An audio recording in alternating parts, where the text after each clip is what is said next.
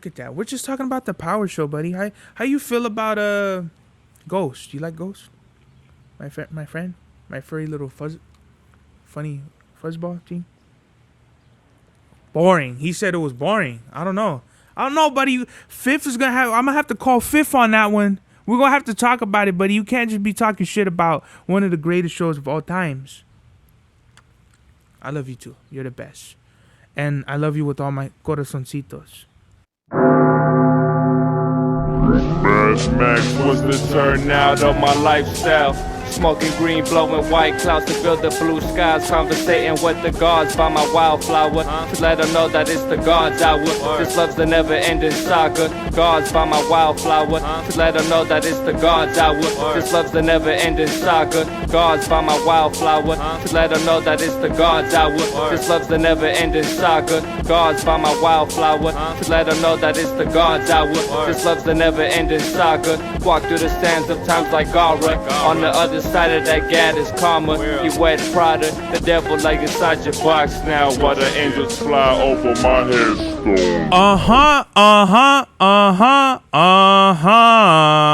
That was a little fucking loud.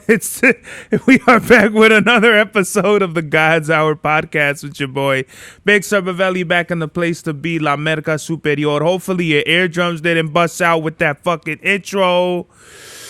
We are, in fact, not in Palace 81 Studios. We are in the fucking how do you say paradise in Spanish? Fuck. Paraíso? Is that how do you say? Here we go. We are learning things on the podcast. Paradise in Spanish. Paradise in Spanish. Yeah, paraíso. There we go. Yeah, I know my shit somewhat. Not really. Doesn't matter. It's just so weird that I'm gonna have to be looking up at the cameras to be looking at you right here. Welcome to my beautiful, humble abode of Cervelli's. Yes, we are somewhere in parts unknown, like the Undertaker. We went from being loud to quiet on the mic. Bring this sumbitch up right here. Put the gain up just a little bit like that so you can hear and the clarity in my voice. Yes, that looks somewhat better right there. We got a few things to talk about. Now, what do we got to talk about? Some things we want to talk about. I forgot just a little bit, all right? So let me pull up my notes. Dr. Dre got the Hollywood Star of Fame, right? Is that what it is? The Hollywood Walk of Fame? Whatever. He got his star, right? And I've heard that you need to fucking pay for this shit. Why would you need to pay for it? How much is a Hollywood Walk of Fame? Here we go, learning more things. How much is a Hollywood star? $75,000 as of 2023. Payable at the time of selection is collected to pay for the creation and installation of the star, as well as general maintenance of the Walk of Fame. Well, that's pretty wild. So they're basically capitalizing on people to bring in revenue for the city, because once you pay for the star, you're not done paying just for the star. You're going to pay for maintenance, obviously, and all the other shit, right? I think that's crazy. I think it says that our beloved artists are less important, because that just means you could just buy the star anywhere. You could just buy whatever. Like, if I wanted to, I could just buy Serbs could have his own star, and I don't even have no accolades like that. Like, I don't even know Dre or Snoop or whatever, but they were right there with Dr. Dre. It was right, Eminem, Snoop Dogg, and 50 Cent. Shout out to them right there, which is crazy because you think Dr. Dre has put on more people than that, right? He's put on NWA, which would consist of Ice Cube. He's put on Ice Cube, DJ Yella, MC Ren, Eazy-E, God bless the dead. Of course, he wouldn't be there. Maybe his son though. And here we are in all our glory in paradise. Sirens, birds chirping. The fucking lighting is in the background and not the foreground. Yeah, so with Dr. Dre, he definitely was a not a big influence on me, but as far as like producers go, Dr. Dre is definitely up there. He's like top 5, definite for sure. One of these great producers. Like when they call them the GOATs, it's like Dre, Dilla, Primo. My personal 5 producers is Primo, Dilla, Dre, Madlib, and Crisis. Those are my 5 as of right now. They're not to say that there's no other great producers. There's too many to count, but it's just my personal like what influenced me and how I don't know, just my personal preference. Those are my 5. You know, Crisis. I spit over a lot of his beats when I was first starting out. Dr. Dre definitely built the sound of the West Coast was built on the back of Dr. Dre, or if not, he pioneered that sound from early on, the late 80s, especially when he was like in Juice Crew, or is it World Class Wrecking Crew? Yeah, so Dr. Dre is one of those anomalies for me. Like, how could you not? How could you be from the West Coast and not have Dre as one of your top 5 at least producers or artists in general? Then we have Madlib, who in the same token has done that for like the underground. Him and Dilla, I would say, have both those accolades. Dilla more so on the chopping the shit out of samples and making it just sound like one beat. Like, he didn't need to add drums or any of that, bass lines or whatever. He literally got one sample and chopped it and made it into one beat. Madlib is more so like he worked with Doom, Freddie, can't name off the top of my head, but he's worked with a lot of artists that are very special to me. Westside Gunn, Apollo Brown is like right there. Like, if I had to take one, I would probably trade Apollo Brown for Crisis. Those two are interchangeable. Apollo Brown is definitely a very, very influential with like his whole, him too, like the way he chops soul samples is not, I feel like for me, he doesn't come from the school of like Madlib or Dilla, like it's his own thing. Like he created his own, like I feel like he really combined, let's just say the drums of either like a Primo and like the soul chops of like a Dilla, and you would get something like an Apollo Brown. Very, very gritty, soulful producer. Apollo Brown, yeah, I'll give him the wild card. The 5 plus the wild card, I'll give to Apollo Brown. Apollo Brown's another one I started rapping over his beats when I was a teenager, and I was cutting my teeth on his beats. Just, you know, there's probably like 3 Apollo Brown songs I rapped over. Maybe 2 of them were with my cousin. Apollo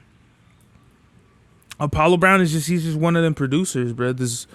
He's probably one of the best. Like, he's produced, I don't know if is it Gas Mask or Gas something. I want to say it's the Gas Mask album. He did the 3 of them. It's Apollo Brown.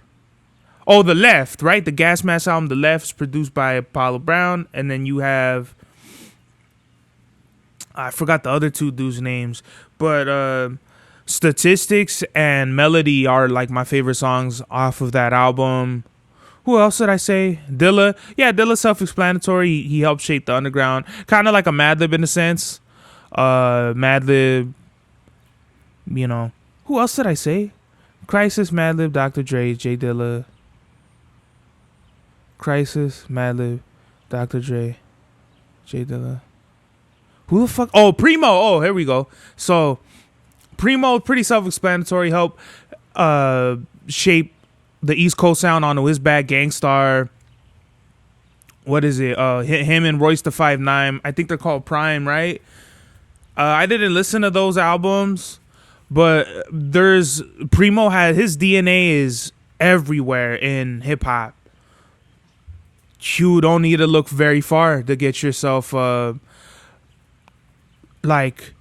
you don't have to look very far. Look at Presley in the camera. That's so awesome. You don't have to look very far to to see that Primo has influenced a lot of producers, and all these producers I name, albeit Crisis and Apollo Brown, you always see them type beats, Dilla type beats, Madlib type beats. Yeah, Primo. You always see Primo, Madlib, Dilla,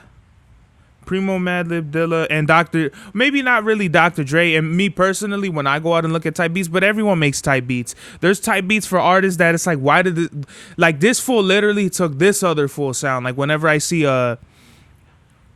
let's just throw it out there, like some lesser known name, right? But it'll be like that artist.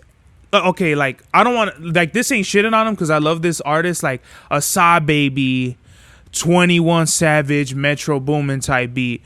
Okay, well, they all kind of have like a similar sound. Like maybe like Saw Baby has like a more unique sound from all of them, but it's all like, you know what it is. It's very melodic, kind of has like a, in some sort of ways, like ethereal, has like a vibe, sub bass, you know, trap.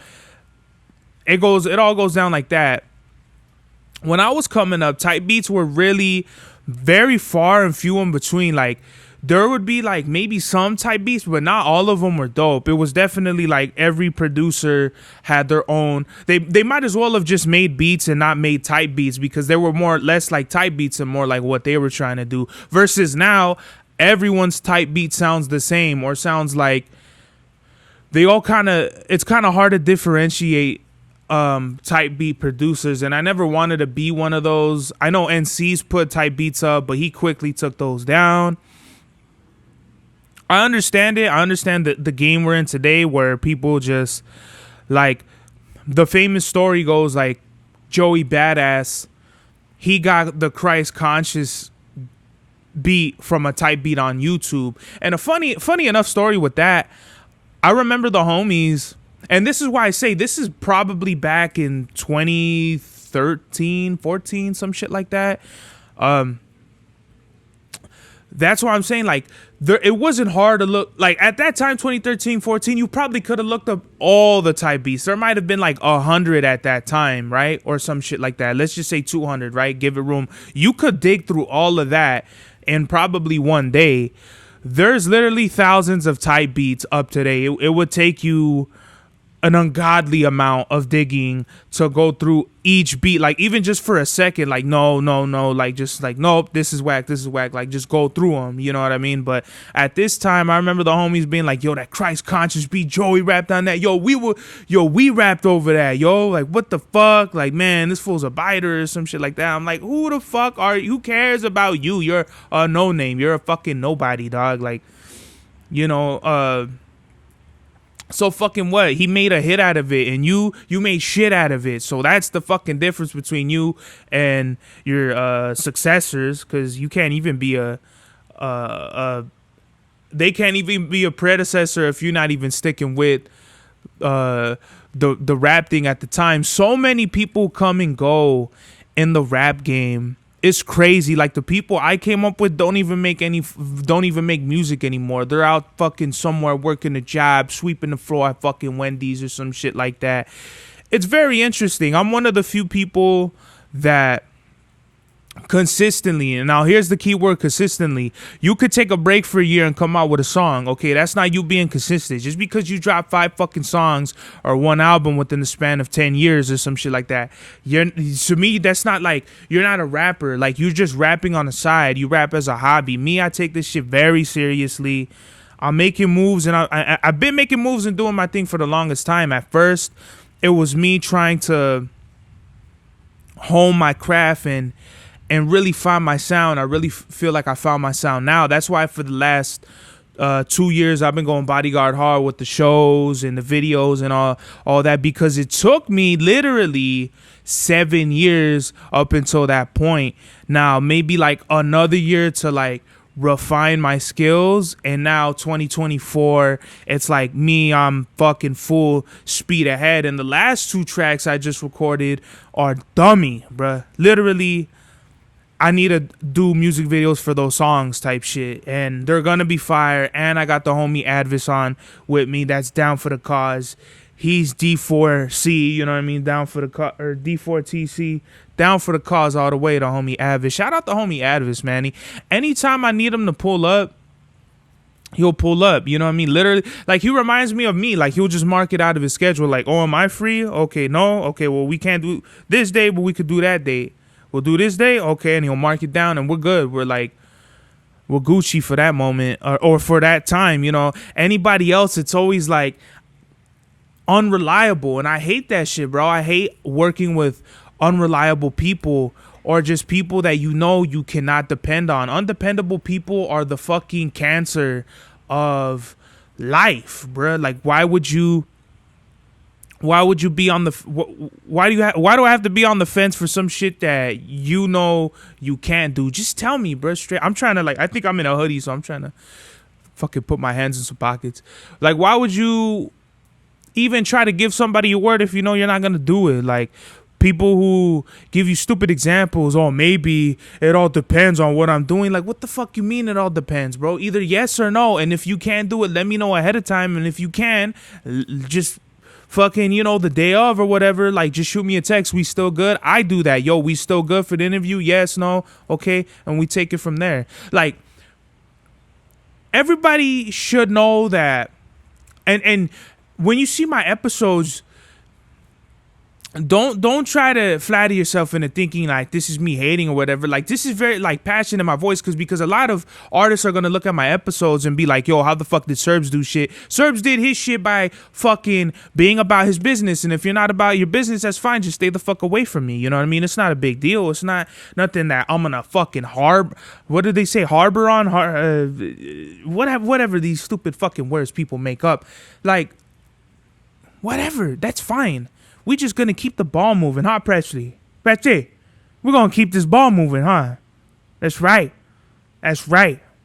Okay? So, yeah. Dr. Dre, congratulations to him, Hollywood Star, Walk of Fame, or whatever the fuck it is. I can't believe you have to pay for that shit. I think it's crazy. I think it's dope that Eminem, Dr. Dre, and 50 Cent were with him while it happened. Arguably the best artists that Dre signed and put on, even though there's so many artists that Dre put on, NWA, Corrupt, Daz, the whole Dog Pound, Nate Dogg. There's so many. There's one artist, and I can't, if anyone can find this for me, there's an artist that Dr. Dre produced for. He's like a no-name. I want to say his name starts with Andre or some shit like that. Not Anderson .Paak, but it starts like with an A. He's like an Andre or Andrew or something like that.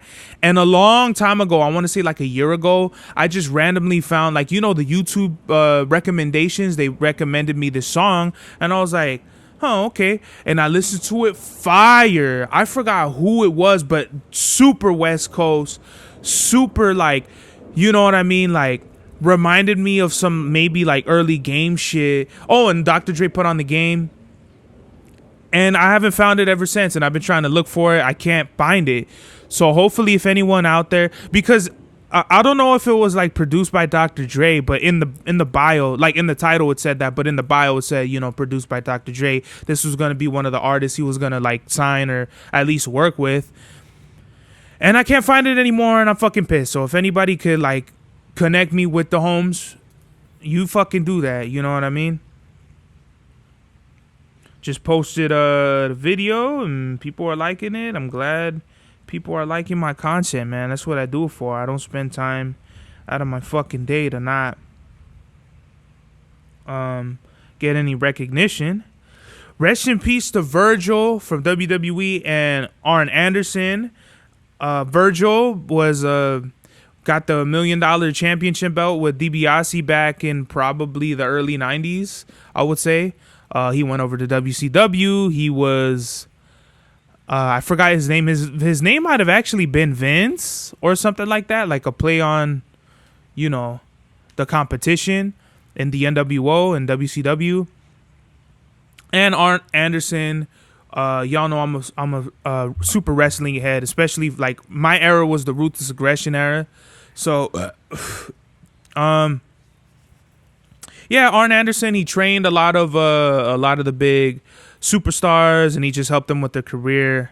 Let's see, artists. artists. We're off of music right now. Wrestlers. Arn Anderson helped. Arn Anderson's career was highlighted by his alliances with Ric Flair and various members of the wrestling stable, the Four Horsemen. Oh, was he a Four Horsemen member?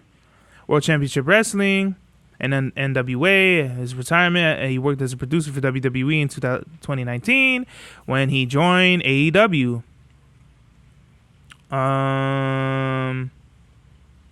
Yeah, so peace, prayers, and condolences and blessings to the family members of Virgil and Arn Anderson. You will definitely be missed in the wrestling community. I feel like the wrestling, bro, we've been, Terry Funk, that's who I can think of, like, just for the moment and shit.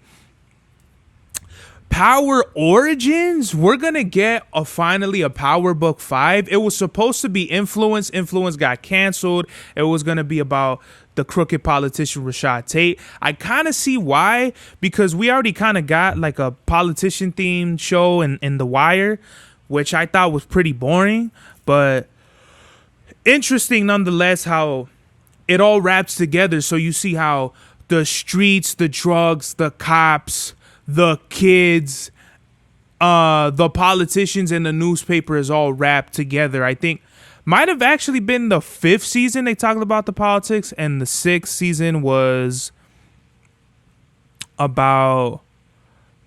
No, wait. The first season is about the drug dealers. The second season is about the docs. The third season is about... God damn it. It's been so long since I watched The Wire. Why are we even talking about the fucking Wire? Oh, we're talking about power. Okay, right? So we're going to leave that alone. Power Origins. It's going to be about a young Ghost and Tommy. And I think this is phenomenal. I think this would have been better than Influence, just because Ghost and Tommy are beloved characters. We see how Power originally started with Kannan, and Raising Kannan, I think, is going to end with the start of Power Origins. So maybe Raising Kannan will end with Ghost and Tommy coming in. Because if Kannan is 15, well, let's just say he's 16. He's 5 years older than Ghost and Tommy, which would make them 11, right? You can't make no show about some fucking little ass kids. So I have a feeling that Raising Kannan is going to end with, let's just say, Kannan being in his early 20s, and then that'll put Ghost and Tommy in their teenagers, and then Origins will be like a Raising Kannan version of Ghost and Tommy where they're younger, and you'll have Angie up in there, and possibly it'll be good. I think it'll be dope. I feel like this is something the series needs. If we're gonna move on to anything else, I feel like Ghost, I don't know, man. Ghost, they're ending it with season 4, which is cool. I mean, really, it's like 2 more seasons. So really, there's going to be 5 seasons because they're splitting it into 2 parts. But to be honest, they got to come up with something, because I really don't like how the 3rd season of Ghost started to unfold, and then like Diana set up the whole thing with Tariq thinking that what's her name? What's the mom's name? I'm forgetting. That's how much I don't really remember these things. Monet. That, like, Monet set up everything, and you as soon as you think Monet is out, she aligned herself with that one African chick. And it's just so weird. Like, I hope they wrap this up really good, because Power was the same way. Like, and I feel like BMF, like, they started really well. Like, it's bulletproof in the beginning, and it's good at just a good setup. But the closing of the show is like, nah, man. BMF season 2 was like that. I feel like Power, like, we didn't need to spend like 3 or 4 episodes finding out who killed Ghost. We could have figured that out in like 2 episodes, and that would have been way better. So I hope Origins kind of redeems some of those unredeeming qualities in the seasons. Raising Kanan is pretty solid. Like, they're all pretty solid. They have those moments, like any show does. It's just like, like this is kind of filler shit. But that's fine, you know what I mean? As long as the bulk, the majority of the show is really well, then I could rock with that, you know? So Origins, I have a lot to hope for. I'm looking forward to it. I really want to see how Tommy becomes like a fucking... becomes crazy and Ghost becomes like cold-blooded, and how he really earns his name. I really want to see, because they have, like, they're under Breeze, right? So it's Breeze mentors, or I guess he's the boss of Kanan, Ghost, and Tommy. They've said that in Power. So I really want to see that, like, conclude the story with them fleshing out all the characters and really make it the Power universe, because I'm all with it. I love it. I love the Power series. I love what 50 Cent has. Hey man, what are you eating over there? Buddy, don't be chewing on the chair. What's up with you, guy? Presley, what are you doing? Come here. Let's say hi to the podcast. Come on, over here. Come here. I know I have cold hands. Look at them. Look at that. So beautiful. Say something. Mm-hmm. Good boy. Look at that. We're just talking about the Power show, buddy. How you feel about Ghost? Do you like Ghost? My friend? My furry little funny fuzzball team? Boring. He said it was boring. I don't know, buddy. Fifth is gonna have... I'm gonna have to call Fifth on that one. We're going to have to talk about it, buddy. You can't just be talking shit about one of the greatest shows of all times. I love you too. You're the best. And I love you with all my corazoncitos. So, yeah. I just love watching some good TV. I don't even like video games like that anymore. It's just... I'm watching TV shows. Random. Why do videographers never send footage? You came to the event. I saw you, said, what's up? What's crack-a-lackin'? You know, my name is Whoop-de-Whoop, whatever. It's great to meet you. I'm from fucking whatever, El Monte.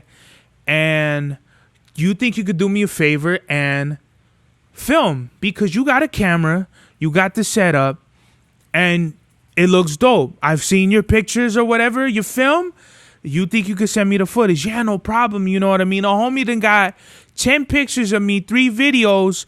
So it's only right if he sent them to me, and if he wants to charge me, that's fine. I'm all about doing good business with people that deserve it, right? And this shit just fell, so hopefully that didn't fuck up the whole shit right now. Jesus Christ. Did you see how that went right now? Look at that. Fuck my whole setup up right now. Great. Fucking beautiful. How did that happen? Is this gonna be good right there? No? Great. And this shit, like, you can't even screw this thing on the right way. So does this mean I'm gonna have to hold this shit like this? If you're some man... No, what's his name? Mr. Kennedy? Mr. This fool's over here fucking with the mic drop on his shit. Let me see. Let me fucking go like that. All right, cool. That's better. That works with me. Cool.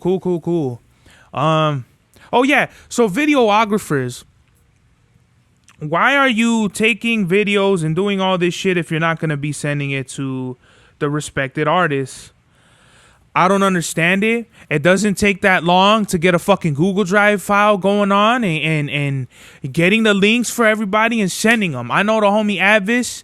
He's at least sent the footage to one other person. I invited him to the Righteous Fest 420. Shout out Abe the Freak, 30 Miles, Divine Flows, Any, Net Ponder, OQ, Aspect the Aztec, Loop Scholars.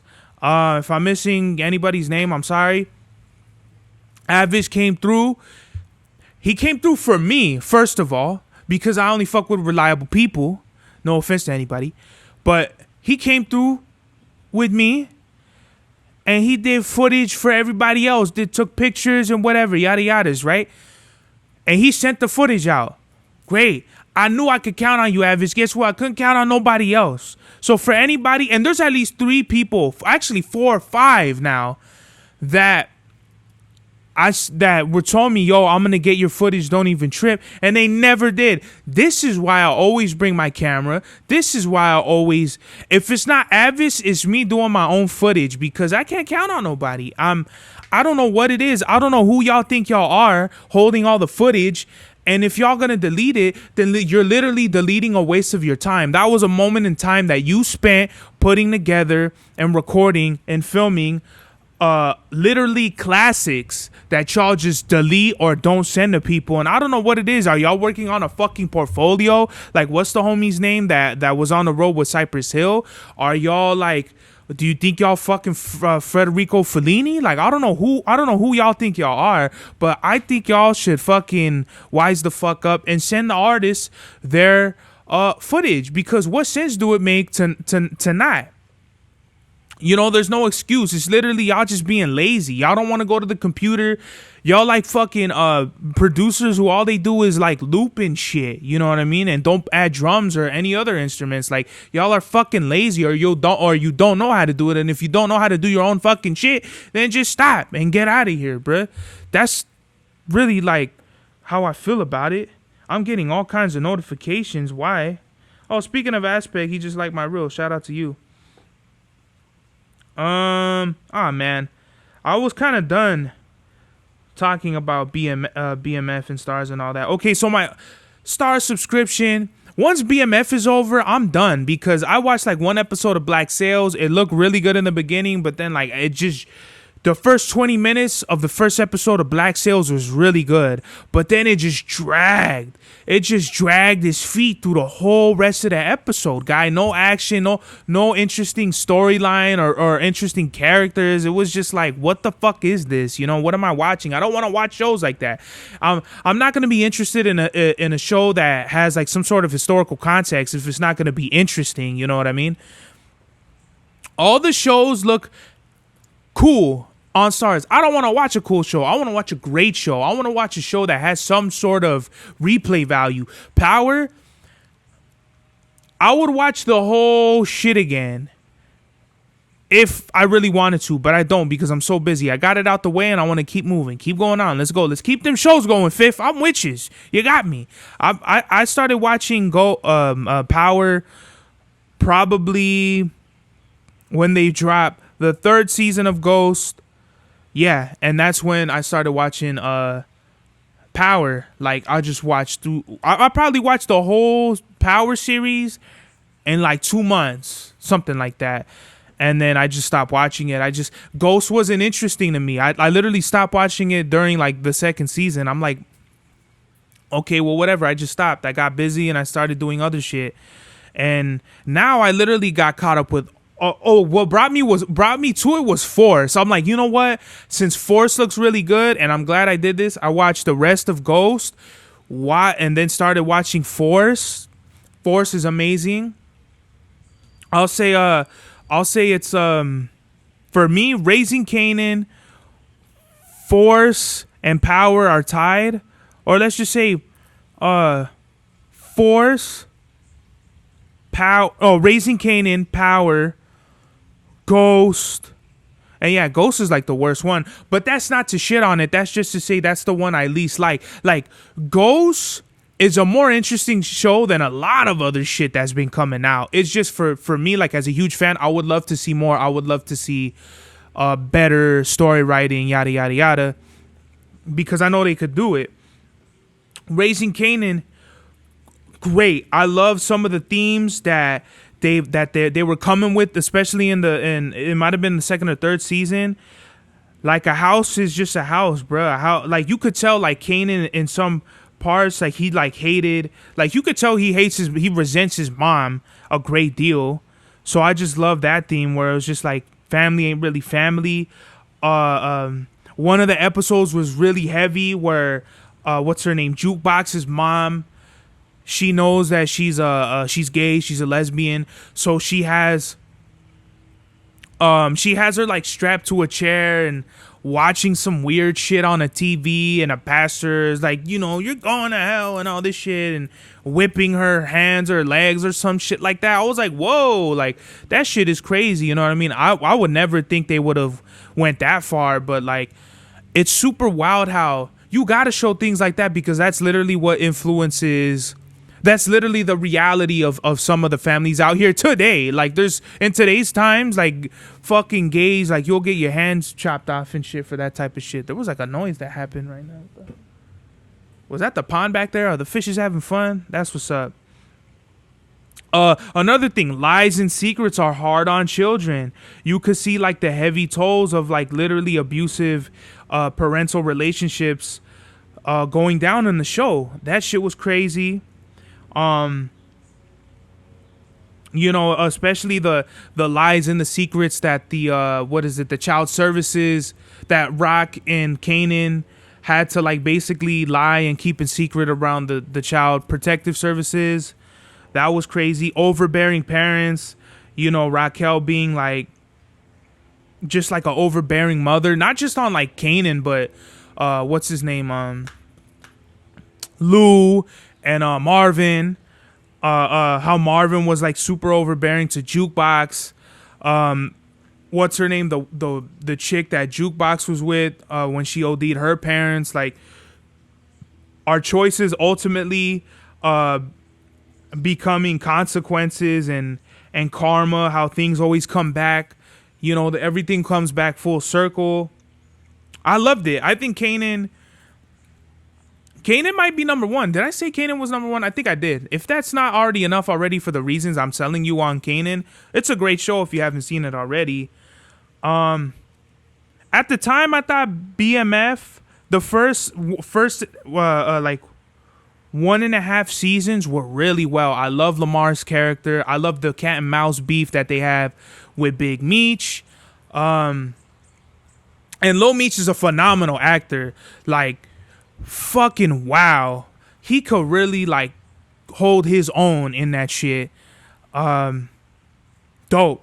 I really you know, just the whole like the whole realism of it. Lil Meech, that's Big Meech's son. He's playing his dad, and you know, it's not a biopic. It's a show. What's so funny is when Big Meech, spoiler alert, when Big Meech he gets shot, they pull a shell casing from his body. When you get shot, the shell don't go with it. The lead projectile in the casing hits you, and they'll pull the lead out, but the casing stays either on the floor or whatever, you know, wherever it was ejected at. So I thought that was funny. You know, that's me being a super pro Second Amendment nerd about that. What I really hated about the second season, Lamar becoming a crackhead was dumb as fuck. He should have went out like a lion, you know, guns blazing, you know, shooting everybody and shit like that. He didn't. He went out like a fucking bum, which is like, why? This is what I'm saying, like, about all the power shows and the lazy writing. It's just lazy, bro. It could have written. He literally chokes and kills his baby mama. After that, I was like, yo, literally, Meech gotta come shooting at this motherfucker. And then when Meech comes, he has a gun on him. He gives him a crack rock, and then Lamar smokes it. And then later on, you know, Meech sees him. Lamar being a crackhead. That's horrible. That's not what I want to see. I want to see Lamar go out like a fucking G. Like how he's supposed to be, like how his character was from the beginning, not like a fucking sucker, you know what I mean?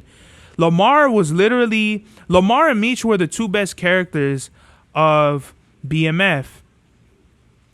B Mickey, he became a snitch, and the fact that they let him live was corny. I think B Mickey, he was a good character, but they just made him corn on the cob. Why they showed pause plus the spoiler, they showed Meech's manhood before they showed a pussy. That shit was gay as fuck. I don't want to see nobody's fucking dick in the show. If they are gonna do that, I need to see some pussy. All right, if we're gonna see some genitalias, we gotta make it balanced. We all want equality, right? Let's get that shit going. You know what I mean? I don't like characters getting killed with no build up or payoff. That should be self-explanatory, right? We have I have like a shitload of topics to talk about, but maybe we'll save this for another time because we're already getting there. So BMF, I would say is having a ghost problem. Literally, the show Ghost. It was strong at first, but now it's kind of like it's like, you know, going down, especially with the third season. Like the third season, I don't know what the fuck happened. I don't know if they got new writers or something, but I really don't like the third season of BMF. The third season of BMF is literally tarnishing the BMF legacy. The first season was solid, like a solid 9, right?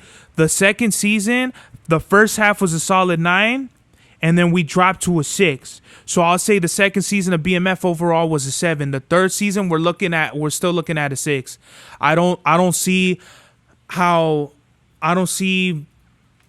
character dynamics. I don't see good writing. I don't see good storyline. So for the fucking sake of BMF, please, 50, please get this shit like where it needs to be, please, because I don't want to keep spending my money on content that is not up to what I feel should be up to standard. You set the standard, Fifth. You set a pretty high bar, dog, and you got to be fucking constantly, I don't know if you got to whip some ass or taking names, but you got to do something, Fifth. Please, your boy, it's your dog, Big Supervelli, telling you that you got to be out here on it. And not saying that you're not on it, but me as a super fan of the Power Universe, I don't want to see BMF turn into like a wannabe. I don't want to be, oh yeah, BMF was pretty good, but then it's just like a wannabe Power. Like, no, I wanted to solidify itself in its own lane, you know what I mean? Where people want to be like, yo, this was just as good as Power, BMF rather.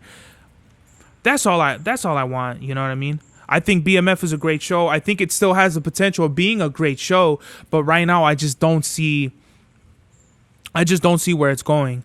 Message of the day is even though you're gonna be watching TV shows, you still gotta be on your shit. You still gotta be on your job, right?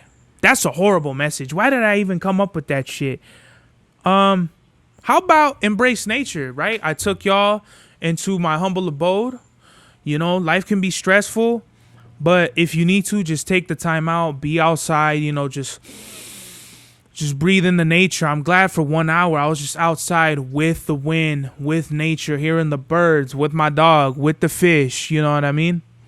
Beautiful. Enjoy nature, man. And just enjoy life in general, because life is short and you might as well just enjoy it. This is the God's Hour. Birds Max was the turnout of my lifestyle. Smoking green, blowing white clouds to build the blue skies. Conversating with the gods by my wildflower to let them know that it's the God's hour. This love's the never-ending saga. Gods by my wildflower to let them know that it's the God's hour. This love's the never-ending saga. Gods by my wildflower to let them know that it's the God's hour. This love's the never-ending saga. Gods by my wildflower to let them know that it's the God's hour. This love's the never-ending saga. Walk through the sands of times like Gara. On the other side of that gad is karma. You wet Prada, the devil like inside your box now, while the angels fly over my headstone.